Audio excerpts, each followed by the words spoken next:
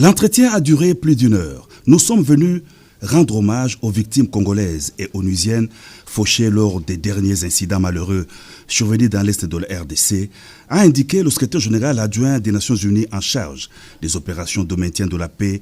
Jean-Pierre Lacroix, au sortir des échanges que sa délégation venait d'avoir le samedi dans la soirée avec le président de la République Félix-Antoine Tshisekedi Tshilombo à la Cité de l'Union africaine. Tout en condamnant ces événements, Jean-Pierre Lacroix a indiqué que l'ONU entend poursuivre la mission en collaboration avec la RDC tout en renforçant la capacité des actions pour plus d'efficacité. C'était une occasion aussi de parler de la manière dont nous pourrions tirer les leçons de ce qui s'est passé et travailler ensemble pour que ça ne se reproduise plus et pour que le travail commun entre les autorités congolaises, au service desquelles évidemment est la MONUSCO et la mission et la MONUSCO, soit renforcée, que la coordination soit plus régulière, plus fluide, de manière à ce que ensemble nous soyons plus efficaces au service des objectifs des autorités congolaises. Et de ce point de vue-là, il y a une très grande disponibilité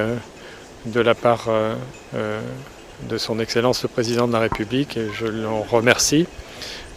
J'ai tenu à saluer aussi son engagement dans les efforts régionaux, qui sont très importants évidemment dans le contexte de la crise qui caractérise actuellement la région, des tensions régionales qui se sont renforcées ces derniers temps. Le ministre de la Communication et Médias, Patrick Mouyaya, qui a pris part à cette entrevue, aux côtés du vice-premier ministre, ministre des Affaires étrangères, Christophe Lutundula, du directeur de cabinet du chef de l'État, Guilain Nyembo, et du mandataire spécial Serge Tshibangou,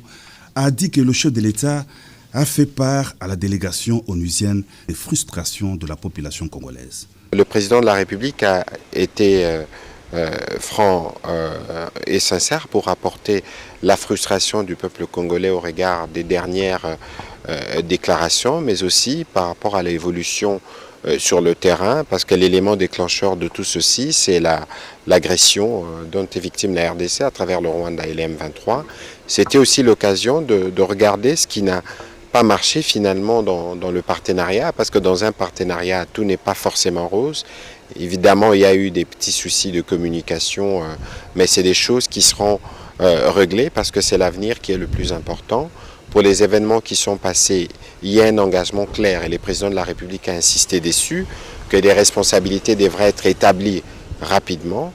pour que nous puissions être fixés sur ceux qui ont été à la base à la fois de la mort des Congolais et des casques bleus, de sorte que cette question puisse être réglée, mais que par la suite le président de la République a redit, conformément à ce qu'il avait partagé hier dans sa communication au Conseil des ministres, la volonté de la République démocratique du Congo de continuer son partenariat stratégique avec les Nations Unies. L'ONU entend renforcer la coopération avec les forces congolaises de sécurité, protéger la population, faciliter l'aide humanitaire, a renchéri le secrétaire général adjoint Jean-Pierre Lacroix.